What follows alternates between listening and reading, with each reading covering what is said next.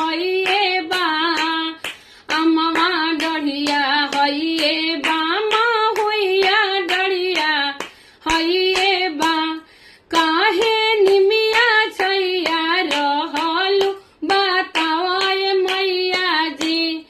काहे निमिया छैया रहलु बताओ मैया जी चंपा फुलवा हइए बा चमेली फुलवा हइए बा चंपा फुलवा हइए बा चमेली फुलवा हइए बा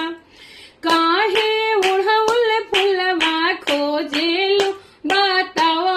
मैया जी काहे उड़हुल फुलवा खोजेलु बताओ मैया जी ललका सिंदूरा हइए बा पियर का सिंदूरा हइए बा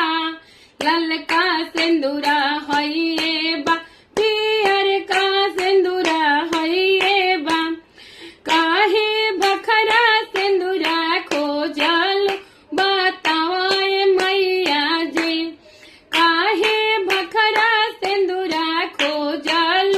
बताओ मैया जी काहे निमिया छैया खोजल बताओ मैया जी।